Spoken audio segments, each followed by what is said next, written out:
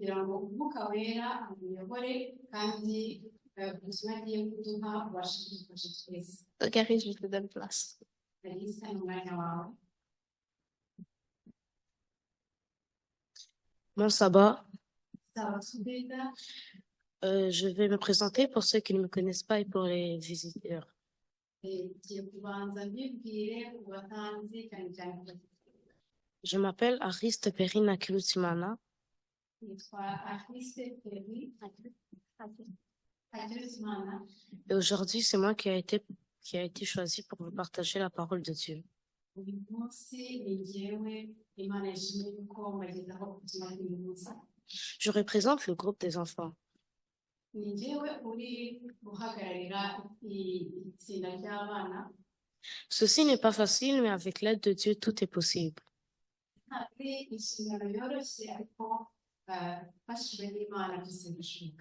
Remercions d'abord le Seigneur qui a été avec nous durant toute cette semaine.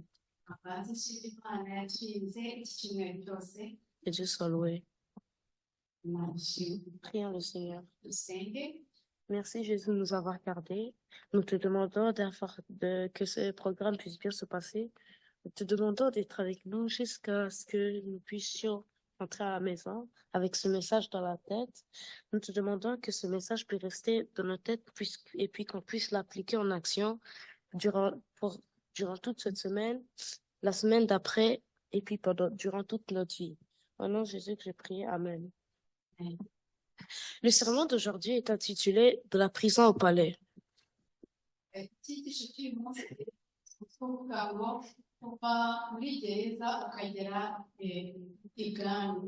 Il s'adresse à nous tous qui sommes réunis ici.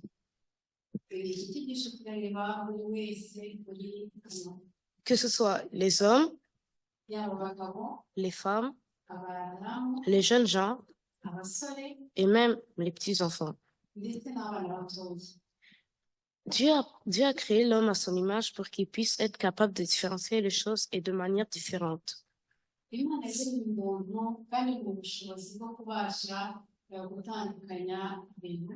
La parole de Dieu, qui est la Bible, nous dit ce que chacun de nous doit faire pour rendre gloire à Dieu.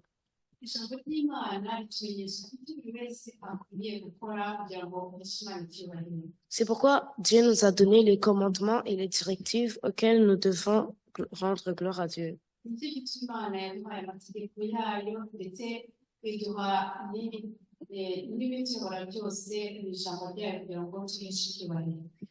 Pour que nous ayons la vie éternelle quand Jésus reviendra. Qu'est-ce que la parole de Dieu dit à nous, les enfants?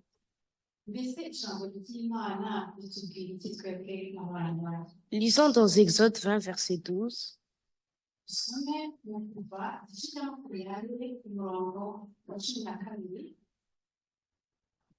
Il est écrit « Honore ton père et ta mère, afin que tes jours se prolongent dans le pays que l'Éternel ton Dieu te donne. »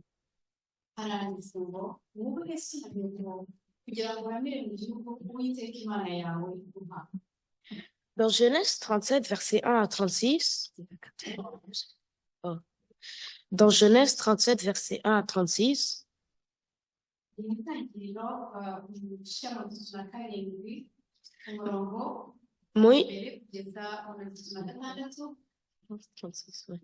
Moïse nous raconte l'histoire d'une famille qui habitait dans le pays de Canaan.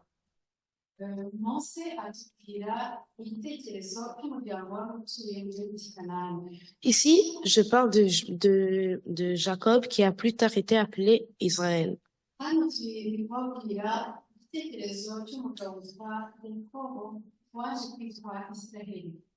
Chers enfants,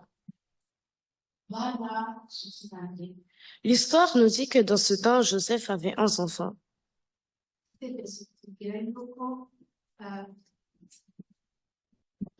L'histoire nous dit que dans ce temps, Jacob avait 11 enfants. Le plus jeune s'appelait Joseph. Et c'était lui son fils préféré, son favori. Cette façon de traiter les enfants différemment a fait que Joseph soit haï par ses frères.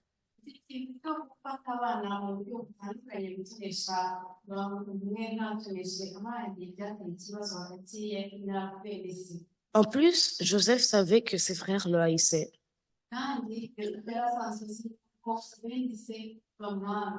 Quand son père lui a demandé d'aller apporter à manger à ses frères tout seul,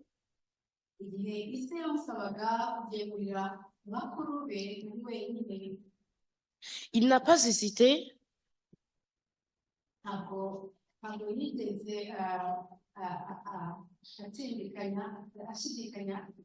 Il est parti parce qu'il obéissait toujours à ses parents.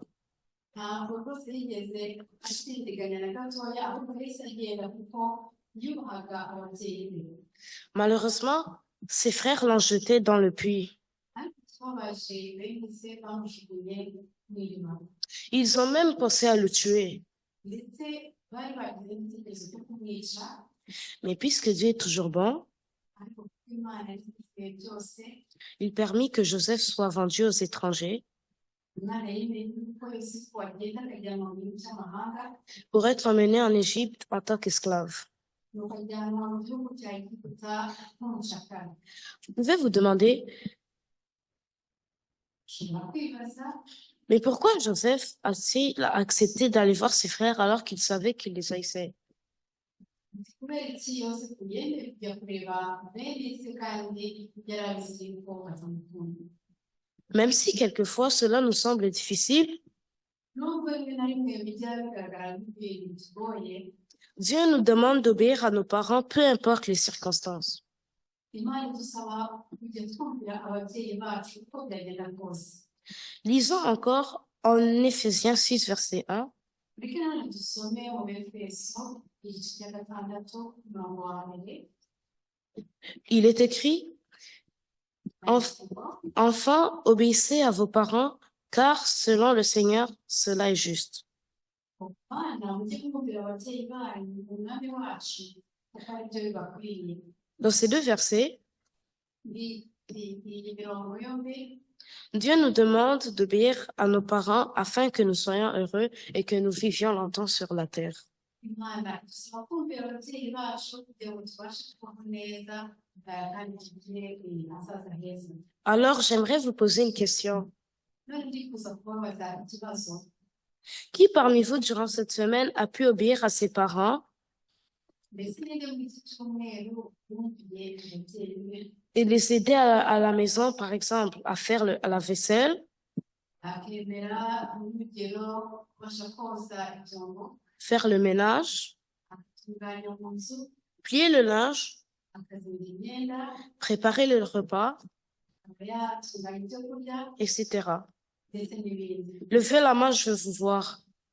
ndashaka ko muzamura ikiganza cyanyu mukabibona Amen. Merci beaucoup. murakoze cyane Nous devons toujours obéir à nos parents. tugomba kumvira igihe cyose ababyeyi bacu Je voudrais vous dire que la Bible s'adresse aussi aux parents. ndashaka kubabwira yuko ijambo ry'imana rifite icyo ribwira ababyeyi En lisant dans Proverbe 22, verset 6, reka dusome mu migani igice cya makumyabiri na kabiri Il est- umurongo wa gatandatu il est écrit, Instruis l'enfant selon la voie qu'il doit suivre, et quand il sera vieux, il ne s'en détournera pas. aravuga ngo menyesha umwana inzira akwiriye kunyuramo azarinda asaza atarayivamo Joseph avait été enseigné à obéir et à aimer les autres. yosefu yari yarigishijwe kumvira ndetse no gukunda abandi Alors les parents, none babyeyi est-ce que vous faites votre devoir d'éduquer vos enfants ainsi? ndetse namwe mu inshingano yanyu iteka yo gutoza abana banyu gutya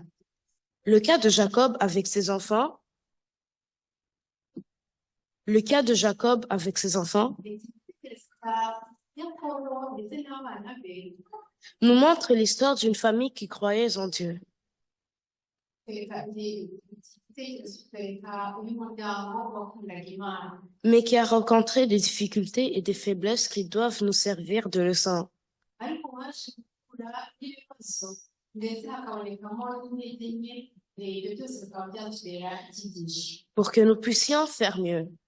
kugira ngo twebwe tugerageze gukora neza ndetse Comme nous l'avons vu plus haut, nk'uko twabibonye tumaze kureba hejuru Jacob aimait Joseph plus que ses frères et le surprotégeait.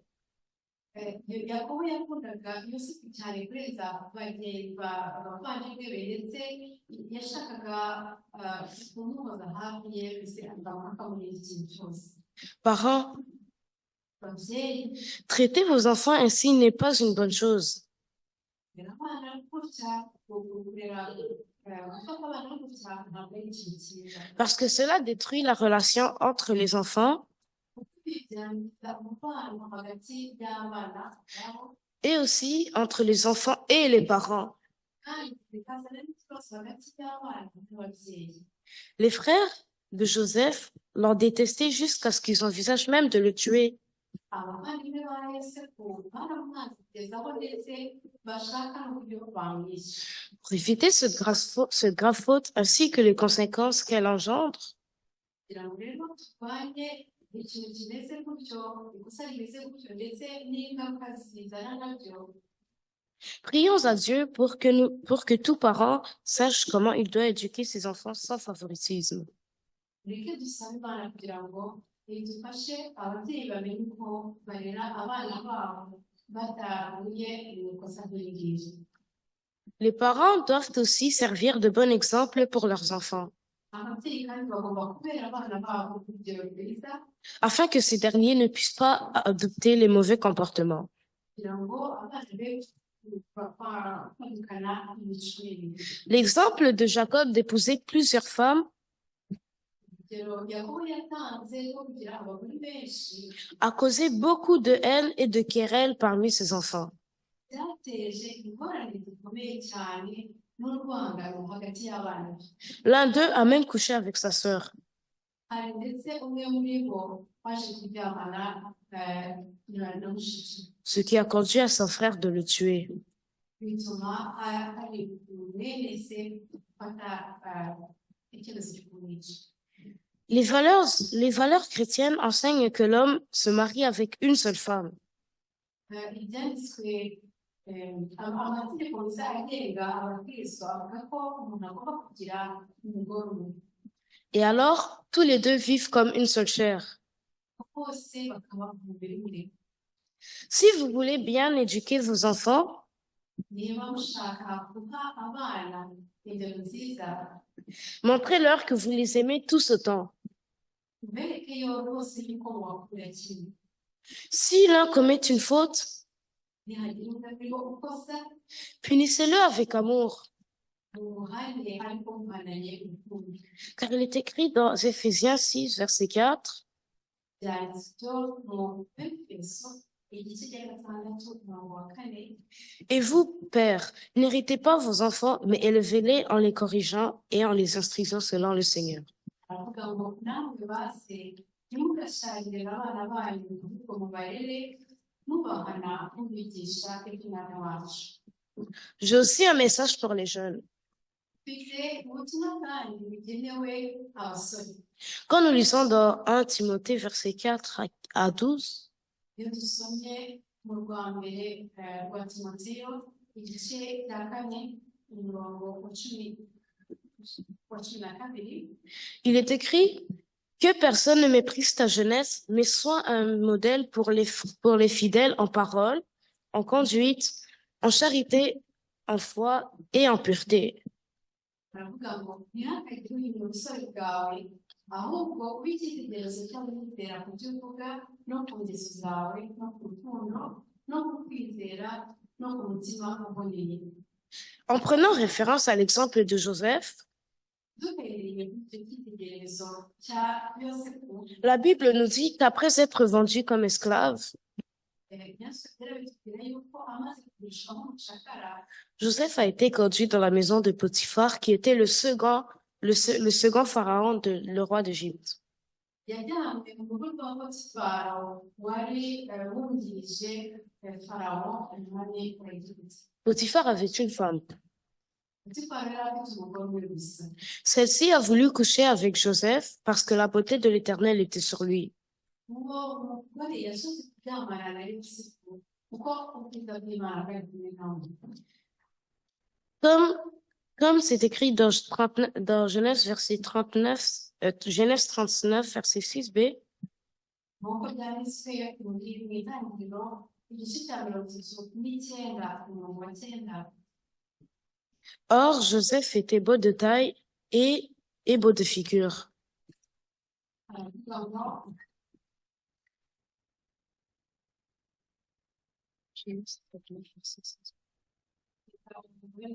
umurongo wa 6 w'igice cya 39 hajya kubera atubwira ko Yosefu yari mwiza wese afite mu maso heza. À ce qui paraît, il était beau-garde. Uko bigaragara rero uyu musore mwiza cyane. Alors, mon ami, si une telle chose t'arrivait, que ferais-tu? None mugenzi wanjye iki ngiki kikubayeho wabigira nk'umwe. Les jeunes, pensez-y. Basore mubitekerezeho. Joseph a refusé la proposition de la femme de Potiphar. Yosefu yahakanye ibyo uyu mugore wa Potifaro yari ari gusaba. Comme on nous l'a lu dans le verset d'ouverture, Nk'uko badusomeye mu isomo ry'imfunguzo, Joseph a dit Comment ferais-je un aussi grand mal et pécherais-je contre Dieu? yosefu yaravuze ati none nabasha nte gukora icyaha gikomeye gityo ngashobora ku Mana.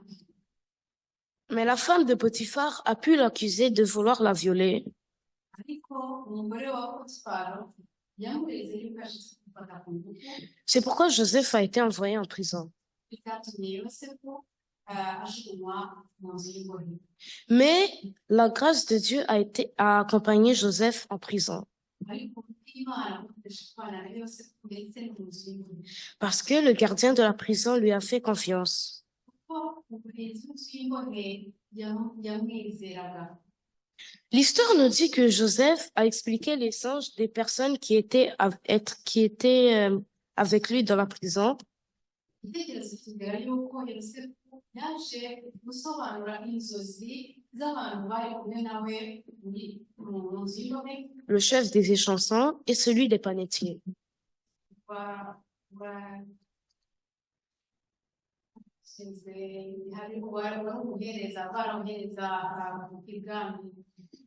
Ce qui lui a permis d'être libéré et de retourner au palais.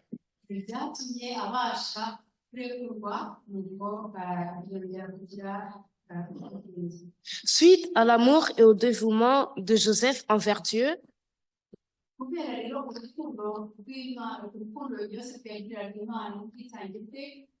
il a pu sauver l'Égypte de la famine de 7 ans.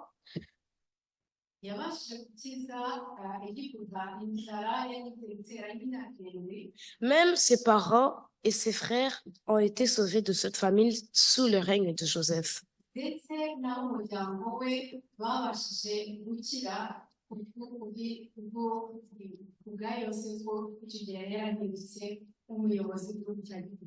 Rappelons-nous le titre du sermon, de la prison au palais.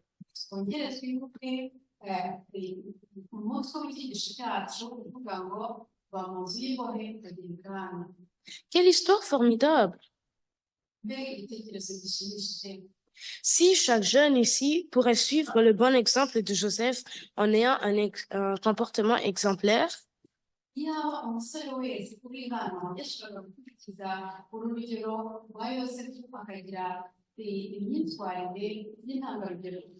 et en combattant l'orgueil dans son cœur, vous avez aussi le devoir d'obéir aux parents, même s'ils ne sont pas vos propres parents.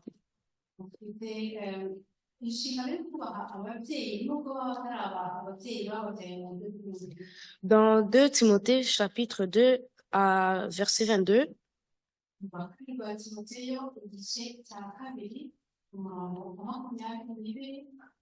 il est écrit: fuis les passions de la jeunesse et recherche la justice, la foi, la charité, la paix avec ceux qui invoquent le Seigneur d'un cœur pur.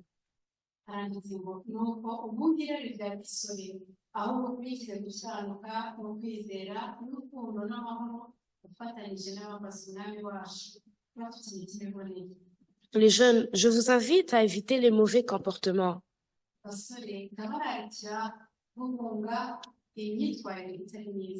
À la place, soyez un bon exemple partout où vous passez. Que ce soit à l'école, au travail, avec vos amis, etc. En lisant dans Proverbe 23, verset 22, il est écrit, écoute ton père, celui qui t'a engendré, et ne méprise pas ta mère car elle est vieille.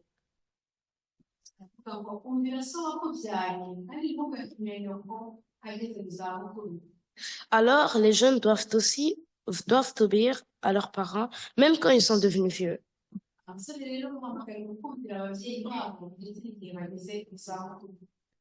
Eux aussi ont un jour été jeunes comme nous. Un jour, un